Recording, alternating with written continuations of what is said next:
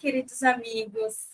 Bem-vindos a mais um programa A Hora da Mediunidade. Hoje, traremos o tema Provas da Experiência do Perispírito, Materialização e Desdobramento. Teremos hoje a participação de Whindersson Carvalho, nosso coordenador espírita da SEBAM. Bem-vindo, Whindersson. Olá, Liliana, boa noite, né? Hoje a nossa noite vai ser linda, né? Porque a nossa pernambucana está aí, a Cristina Pires, com a experiência que vai nos enriquecer, né? Então, a gente, na verdade, já estamos com o programa A Hora da Mediunidade, né? Realizado por esse canal do Vale do Mamanguape. E o tema, qual é o tema hoje, Liliana? Provas da experiência do perispírito, materialização e desdobramento. Que coisa linda, né? Então a gente vai começar por onde, né? Você vai colocar um slide aí ou vai... Eu vou primeiro apresentar a Cristina. Ótimo. Cristina, trabalhadora da Federação Espírita Pernambucana.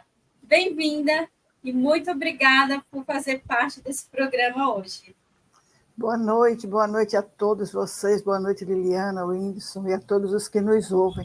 É sempre uma alegria estar com vocês nesse canal. Muito grata pelo convite, muito obrigada pelo presente, porque a gente revê alguns pontos que a gente já estudou há algum tempo atrás, é sempre uma experiência muito boa. Então, eu sempre encaro como um presente e agradeço muito por isso. Obrigada. Bom, gente, eu gostaria de colocar um vídeo curto aqui para fazer uma singela homenagem a Chico Xavier e já retornamos. Chico Xavier, o mensageiro dos espíritos, com olhos serenos e coração aberto, transmitindo amor e consolo, palavras que ecoam além do tempo. Seu lápis, como um instrumento divino, escreveu mensagens de esperança e luz, conectando mundos visíveis e invisíveis, com humildade e compaixão. Chico, o homem simples de Pedro Leopoldo, com sua fé inabalável e sorriso afetuoso, tocou almas, curou feridas e deixou um legado eterno, que sua imagem permaneça viva, nas páginas de livros e nos corações, um farol de amor e espiritualidade. Chico Xavier, imortal em nossa memória. É isso, minha gente. Bom, eu vou colocar aqui agora um slide para a gente dar início.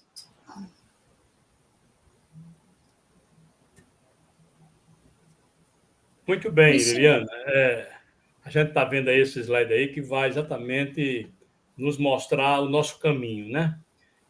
Mas antes eu queria dizer o seguinte, né? Dizer que Jesus foi muito feliz, né? Em eleger, ou seja, convidar o Chico Xavier para reencarnar aqui no Brasil e trazer para nós essa grande luz, esse consolo, né? Eu mesmo, particularmente, eu devo muito ao Chico. Ele mudou a minha vida, né? Porque com a sua renúncia, com o seu amor, com o seu trabalho, isso foi de uma grandiosidade que não tem como a gente medir. Mas, na verdade, a Liliana está colocando aí para Cristina Pires, né?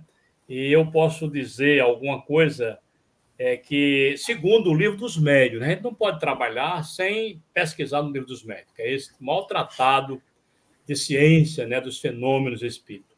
Então, o Kardec diz o seguinte: o perispírito é um órgão transmissor do pensamento e da vontade da alma. Esse invólucro semimaterial, que tem a forma humana, constitui para o espírito um corpo fluídico vaporoso, mas que, pelo fato de nos ser invisível no estado normal, não deixa de ter forma normal, não deixa de ter alguma das propriedades da matéria. Isso aí está lá no Livro dos Médiuns, viu, Cristina? Não sei se você vai falar alguma coisa a respeito, né? Mas é interessante essa colocação de Kardec. Com certeza. Essa colocação é importante, e como a gente já sabe que esse programa já falou do perispírito outras vezes, aqui no Livro dos Médiuns, no item 114, tem uma afirmativa também muito importante para a gente conversar hoje, que o perispírito, as propriedades do perispírito após a morte também se aplicam ao perispírito dos vivos. Ou seja, o perispírito, que a gente muitas vezes imagina que ele só reveste o corpo físico após aliás, o espírito após o desencarne, é ele esse elo de ligação com a matéria que nós temos ainda. Então, é o mesmo perispírito, ele não se forma quando a gente desencarna, ou não se forma quando a gente desdobra, ou quando a gente transfigura. Ele está sempre conosco, porque é ele que nós, espíritos, a matéria que nós temos. Isso está aqui no Livro dos Médiuns, no capítulo 7, né, quando ele fala de bicorporidade e transfiguração, e ele diz que essas propriedades do perispírito, elas mudam de acordo com as mudanças que ocorrem com o espírito. À medida que o espírito progride, que ele vai se tornando melhor, essa matéria ela vai também se tornando mais sutil, diferente da matéria densa do corpo, que é igual para todos constituída dos mesmos elementos. A matéria perispirítica, ela sofre mudanças, não porque a gente está encarnado ou desencarnado. As mudanças que ela pode sofrer são as mudanças que nós, espíritos, conseguimos na construção do nosso progresso espiritual. Então, isso é que vai fazer, vamos dizer assim, alguma diferença, né, no nosso corpo perispiritual. São as nossas conquistas morais, as nossas conquistas, o esforço que nós fazemos em combater nossas más inclinações e nossas más tendências. Que é lamentável, né? Em pleno avanço científico, né, e tecnológico, sim, não há mais espaço para a oposição sem fundamentos, né? Então, hoje, a ciência claro. Hoje ela está se aproximando dessa realidade, né? Você veja que aquele cientista alemão, ele falou que matéria é energia condensada, né? Veja que coisa interessante, né? A gente vai lá no livro O Pequeno Príncipe, lá com aquele... o Exupéry, né? Ele diz que o essencial aos nossos olhos é invisível. Ou seja, a gente não pode agora estar fazendo juízo de valor porque você não vê. Não é bem assim. Exatamente. Mas, assim, o melhor exemplo da ação do espírito sobre essa matéria, para mim, está nesse livro aqui. Olha, deixa eu mostrar para vocês. Libertação, do André Luiz, Psicografia do Chico.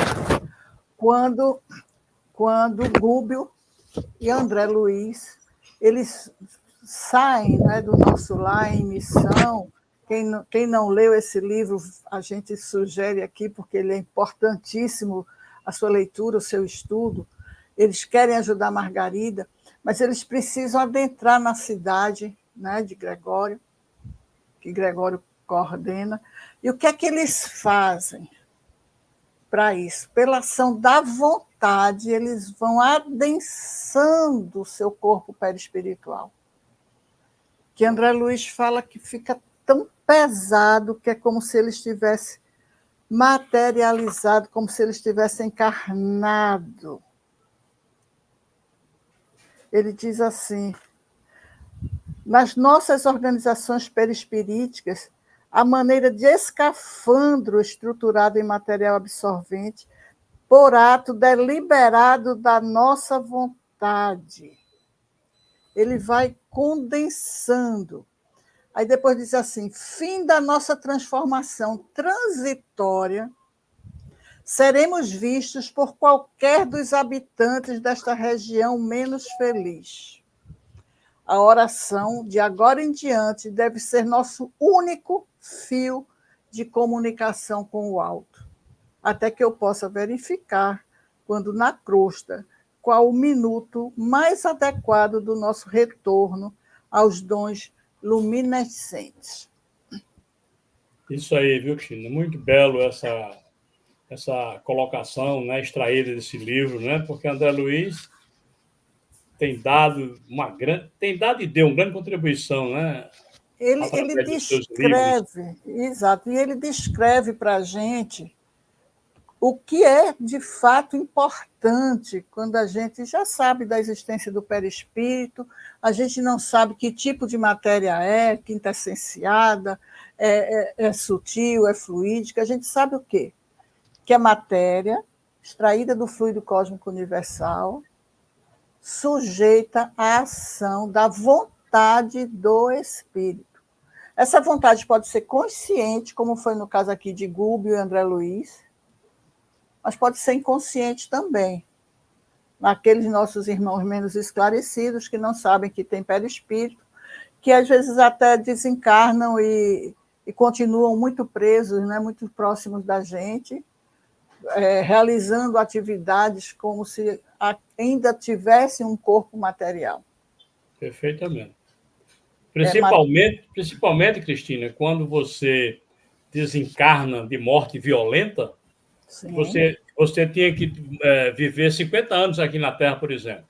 Aí é expulso do corpo com 30. Então, a energia vital ela tem uma potência, né? O que é que vai acontecer? Você vai ficar junto da família, dos parentes, das pessoas, promovendo a obsessão, né? Porque ela ainda se acha viva. Esse é o grande... Mas mesmo que a morte não seja violenta, não seja opcional, que isso acontece muito quando você, infelizmente, imagina que o corpo físico é a única coisa que você tem, não é? E que você o destrói, isso acontece muito. Mas, às vezes, simplesmente na morte natural, às vezes até com a idade avançada, mas se você não tem ideia do que seja a vida no mundo espiritual, se você é muito apegado à matéria. Por isso que a gente escuta tantos casos de visões, né, de médiuns que têm essa condição de visualizar, da vidência, de ver os nossos idosos em cadeiras de balanço, andando por dentro de casa. São pessoas que são espíritos que desencarnam sem esse preparo para a vida no mundo espiritual. Então, o que é que o vidente vê? Ele vê o perispírito. Ele vê esse envoltório semimaterial que envolve o espírito. Como o espírito não tem nenhuma consciência do que aconteceu, ele continua aquele automatismo, repetindo ações, né, que ele realizava, às vezes muito descontente com a família, com os amigos, porque ninguém responde para eles, ninguém interage com eles, mas ainda assim eles não têm o hábito da oração, não têm o conhecimento do que a oração pode fazer por ele. É isso mesmo. Simplesmente negam a existência de Deus, dos amigos espirituais. Você veja, Cristina, que quando você está num processo desse, o exemplo de André Luiz, né, que foi um grande homem, né, um médico, estudioso, mas ele não se ligou a essa questão do divino, né? Aí, chegando no plano espiritual, ele, sem fazer a conexão com o divino, sofreu aquele tempo, né? Que eu chamo de aquele sofrimento abençoado, porque foi através desse sofrimento que ele trouxe para nós 14 livros, né? Então é isso, né? Nada se perde, na verdade, né? Então, André Luiz, quando ele começou a se ligar realmente, ligou os dados móveis dele, né? O Wi-Fi, aí a coisa... É verdade. Aí veio ajuda de todo lado. Mas, Cristina, veja bem, a Liliana, ela nos forçou a estudar o perispírito, né? Então, eu estava fazendo uma pesquisa, eu vou até ler aqui para você, que eu achei interessante, né? Sim. O perispírito é conhecido desde mais remota antiguidade. Eu não sabia disso. Pitágoras denominava carne sutil da alma. Isso.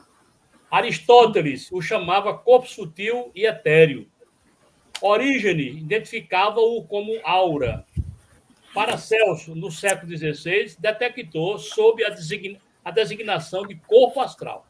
Como podemos perceber, esse corpo com o qual se mostram os espíritos já era muito bem conhecido, né? Embora com denominações diferentes. Você vê que o apóstolo Paulo chamava de corpo astral, né? E o nosso Hernani Guimarães de modelo organizador biológico, né? Pois é, né? O MOB. Verdade. Eu gostaria de fazer uma pergunta sobre o que seria o desdobramento. Pronto, eu vou responder. O desdobramento ou bicorporeidade, né, que a gente conhece, são vários termos, na verdade, que na Igreja Católica passou a ser milagre. Isso na época bem para trás. Né? No caso de Antônio de Pádua, né, o Santo Antônio de Pádua, né, aconteceu um caso interessante, que ele estava pregando na Itália, quando seu pai, em Lisboa, ia ser supliciado. Não sei se Cristina lembra desse fato, né? Sob a acusação de haver cometido um assassínio. No momento da execução, Pádua aparece e demonstra a inocência ao acusado. Né? Comprovou-se que, naquele instante, Santo Antônio pregava na Itália, na cidade de Pádua. Então, veja, é uma forma da gente compreender melhor essa questão, porque nós temos outro exemplo aí de Eurico Bassanufo, que a Cristina pode falar, né? Eu citei apenas a questão do Pádua. Não, tem vários exemplos, né? Tem de Pádua, tem outros. Inclusive, aqui no livro dos Almino Zimmermann, ele fala outros exemplos, inclusive de não espíritas, de Descartes, de Einstein, de Jung. Ele sai falando de outras pessoas que têm desdobramentos. Isso é muito natural. Liliane já falava durante a pergunta que quando a gente dorme, naturalmente, a gente pode se afastar do corpo físico. E a gente diz muito isso nas nossas casas espíritas, para a gente ter cuidado durante o sono, na nossa prece, a nossa preparação, porque a gente vai para onde a gente quer ir, onde a gente gosta. Não adianta somente eu, em vigília, dizer, eu não gosto de tomar uma cervejinha, né? Mas se eu gosto mesmo, eu durmo e eu vou procurar os locais aonde ela tem fácil. Então, o desdobramento é um afastamento do perispírito, do espírito encarnado, sem o rompimento do laço fluídico que a gente chama, sem ser pelo fenômeno da morte do corpo físico. Se mantém ligado por um fio, né, Cristina? O perispírito se mantém ligado ao corpo, né? O perispírito se mantém... A gente diz que o perispírito ele se liga ao corpo molécula a molécula, né? Mas a gente tem essa capacidade da gente se afastar. Isso acontece muito, vamos dizer assim, com os médiuns ostensivos, durante o transe mediúnico. Ele tem essa capacidade de se afastar enquanto o espírito comunicante comanda as ações da fala, da escrita, não é? Do seu corpo. Ele está ali, juntinho, tomando conta do seu corpo. Mas o outro está atuando. E isso a gente pode ir à distância, como Antônio de Pádua, né? Como Eurípides Bassanufo, de uma forma, algumas vezes, a maioria das vezes até inconsciente, mas de algumas vezes consciente, pela ação da vontade. Que eu volto a dizer, nós espíritos somos quem decidimos o que nós fazemos.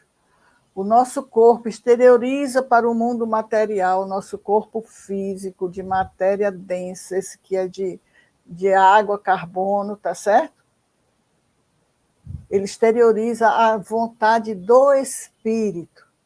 No mundo espiritual, quando não possuímos esse corpo denso, quem exterioriza essa vontade é o corpo perispiritual, formado também por uma matéria, também extraída do fluido cósmico universal, como a matéria do corpo, só que com outras características mais sutis. que não estão ainda na nossa tabela periódica. É Esse verdade. tipo de matéria ainda não está nos elementos da nossa tabela periódica. Isso não quer dizer que não sejam tabelas, porque outro dia eu vi minha neta estudando aqui química e eu vi que a tabela periódica que ela estava estudando não era igual a que eu estudei. Já tinha alguns elementos a mais. Tá vendo? Sim. Por quê? Cristina, Diz.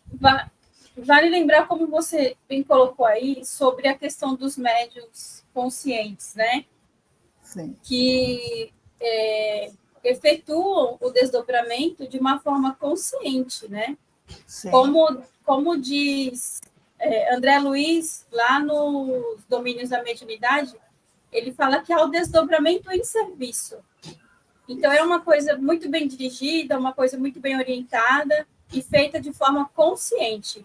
E como você bem relatou, né, que durante o sono a gente tomar esse cuidado, porque há os maus espíritos aguardando, né, esse processo do sono para os obsessores virem e provocar alguma coisa de maus feitos, obsessão, subjugação, né? Eu já tive experiências de ter pesadelos assim muito reais, onde eles usavam do medo de bicho que eu tenho e jogavam os bichos em cima de mim, entendeu? E eu sabia que aquilo não era verdade, eu queria voltar, eu entendia que eu estava num processo, e eu falava, aí eu parei, foi engraçado que eu parei e falei assim, isso não é verdade, eu preciso acordar. E eu consegui acordar, assim, gelada, dura, mas eu tive essa consciência de que aquilo não era real. Mas... Isso é um desdobramento, você está dormindo, ele não foi, vamos dizer assim, deliberado. Alguns médiuns ostensivos, eles conseguem um desdobramento consciente, né? Após o estudo da mediunidade, após o treinamento, eles conseguem, num transe mediúnico, ele se afasta do corpo. E a gente pede muito aos médiuns que têm essa capacidade, essa faculdade do desdobramento. Não vão em serviço sozinhos. André Luiz não estava sozinho, não, quando ele desdobrou, com essa mediunidade de socorro. Ele sempre fazia isso com o instrutor, com Alexandre, com Gúbio, com o instrutor que fosse, tá certo? Que ele ia em serviço. Ou seja, em serviço, não faça isso sozinho. Não chegue em casa e dizer, vou desdobrar, vou para tal lugar, vou fazer isso. Não faça isso. Porque você pode passar por alguma dificuldade no retorno. A gente sabe que, assim, quer ajudar alguém à distância? Faça uma prece. Envie pela prece todo o seu carinho, todo o seu amor. Dirija a sua prece para onde você quiser, porque ela vai. Seu pensamento vai para o mundo espiritual, para o mundo material, aonde você quiser enviar seu pensamento de socorro, ele vai. Cuidado com o seu pensamento, porque se ele não for bom, você também pode enviar ele para prejudicar alguém. A vontade é sua, a responsabilidade é sua. E você não pode dizer a ninguém que eu não queria fazer isso. Você escolheu. Então, a sementeira é opcional, né? Mas a colheita é obrigatória. Então, a gente sempre pede para os médiuns, sobretudo os médiuns iniciantes, que têm essa faculdade de conseguir desdobrar, de conseguir, sabe? Visitar locais mais distantes. Eles vão, como Antônio de Pádua, como Eurípides Bassanufo, eles vão e veem em detalhes, eles ajudam, eles aplicam passes, eles fazem medicação. No livro dos médiuns, a gente vê como eles podem fazer isso. Agora, é preciso ter cautela, é preciso ter cuidado. O mais importante mesmo é você fazer o bem. Agora, de uma forma segura para você. Não vá se expor. Então, aqui, o Zalmino diz que Que o desdobramento é essa faculdade que tem o espírito de se afastar do corpo físico. O espírito vai com o perispírito e vê, fala, pode ser visto por quem ele quiser. É diferente da materialização, o desdobramento. E o desdobramento, o espírito podemos estar nós três aqui e alguém dizer assim, não, eu só quero que Cristina me veja. O Whindersson não vai me ver, nem Liliane. Então, ele vai se mostrar para mim. Mas é diferente da materialização, né? A materialização já é um outro tipo de... que aí já é exteriorização de ectoplasma, então, de outras substâncias. Então, a gente pode entrar nesse assunto já, se você quiser, na materialização. Não, podemos continuar com o desdobramento, eu podia falar a respeito dessa materialização aí como uma prova real, né? Porque a gente tem como provar isso aí lá na Bíblia, né? Você veja que o encontro de Jesus com Pedro, Tiago e João, né? Quem se materializou lá no Monte Tabor? Pois é. Elias e Moisés, né? Moisés. Esses dois espíritos se tornaram visíveis como tivesse um corpo material. Não é isso, Cristina? Exatamente, exato. Então, e outro exemplo que nós temos na Bíblia, no Evangelho, é a presença de Jesus, né? Depois do seu desencarne, ele se apresentou na estrada de Emaús, nos 500 da Galileia, passou um bom tempo com os discípulos, né? Para manter aquela chama viva. Então, Liliana, isso é uma prova viva da materialização, sem entrar em detalhe, né? Porque nós temos realmente na Bíblia essa prova. Não é isso, Cristina? Exatamente. Mas na materialização que a gente estava começando a falar, não era nem nesse Jesus, ele vem para a gente quando ele quiser, A gente estava lembrando de Chico, que a gente conversava sobre Chico no início, e Chico participou, como o Peixotinho também, né? Foi um médio de materialização aqui no Brasil, dos mais, assim, mais patentes as materializações de Peixotinho também e do Chico. Mas eu acho muito interessante uma passagem do Chico, quando Emmanuel chega para Chico e pede para Chico escolher se ele quer continuar participando das reuniões de materialização ou se ele quer cumprir o compromisso dos livros que ele já havia assumido antes. Por que eu trago essa mensagem de Emmanuel? Porque, para mim, ela é de uma importância imensa. A materialização realmente uma prova cabal, mas é uma exteriorização de um ectoplasma, de uma substância material que o médio exterioriza pelas narinas, pelos ouvidos, pela boca. Temos fotos, temos pessoas ainda encarnadas que participaram de reuniões de materialização. Mas a advertência de Emmanuel é extremamente importante para todos nós.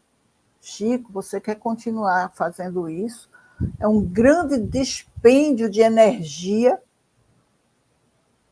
ou você quer cumprir o compromisso dos livros que você assumiu comigo? Porque os dois você não vai poder fazer. Um é de natureza extremamente física, né? A materialização é uma exteriorização de energia material. E o outro não, o outro também ia consumir muito do Chico. E a materialização ia comprovar o quê? Que ele podia materializar as experiências de William Crookes, né? As experiências, as mãos que a gente tem em parafina. São todas provas de que podemos fazer isso, de materializar aquela forma de você ir. Mas aquilo ali não é uma matéria tangível. Esses elementos materiais também ainda não estão ali na tabela periódica, embora ali nós já tenhamos os gases, os fluidos, né, os gases perfeitos. Eu li vários livros agora sobre esse assunto, tem fluidos como a água que eles estão em vários estados. Aí ele pode estar no estado vapor, que a gente não vê, ele pode estar no estado condensado, que a gente vê e pega. Essa matéria com que esses espíritos são modelados, elas são exteriorizadas pelo médium, não é pelo espírito. É diferente do desdobramento. Desdobramento é o perispírito do médium que vai para algum lugar, que vai realizar alguma tarefa, para o bem ou para o mal. Volto sempre a lembrar, porque a escolha é nossa de nós espíritos, e a responsabilidade é nossa. E nós não podemos continuar acreditando aos outros todas as nossas imperfeições, os nossos sofrimentos, os nossos fracassos, porque nós escolhemos. Então, se eu tenho essa capacidade de desdobramento, que ela seja usada para o bem. Se eu tenho a possibilidade de colaborar numa materialização, que seja usada para o bem também. Essa materialização também está lá no Livro dos Médiuns, né? do rapé, quando aquele espírito vai visitar, né? A pessoa e leva uma caixa de rapé. Isso. Tangível. É possível para ajudar. Agora eu volto a dizer, o que é importante para nós espíritos, fazer escolhas que nos permitam progredir espiritualmente. Você não entendeu? Ela é menina, não tinha condições. Fazer escolhas que nos permitam diminuir as imperfeições e fortalecer as virtudes que a gente já tem. É isso que nós precisamos muito. Ou seja, entender o desdobramento, como funciona, entender o que é uma materialização, como funciona, isso nos ajuda muito. Mas nós, como espíritos, encarnados ou desencarnados, como filhos de Deus, que é que a gente precisa, de fato, aprender. Aprender a amar, aprender a ser feliz, aprender a fazer o bem, aprender, né, a ser melhor hoje do que nós fomos ontem. Então, tudo isso nos ajuda, é um conhecimento que nos ajuda. Mas se esse conhecimento não for usado em prol do bem do próximo e de nós mesmos, ele é só um conhecimento. Isso que a gente aprende, né, com a doutrina espírita, que a gente precisa da disciplina e disciplina. Lembrou o Chico. Lembrei. Mas o Chico está sempre, a gente lembrando sempre do Chico, Wilson. Gente, vamos finalizar agora o nosso programa. Ele chega ao fim. Gostaria de agradecer novamente a participação da Cristina, participação do Whindersson. Cristina, já aproveitando e convidar você para retornar novamente ao nosso canal. Você é sempre muito bem-vindo, uma querida.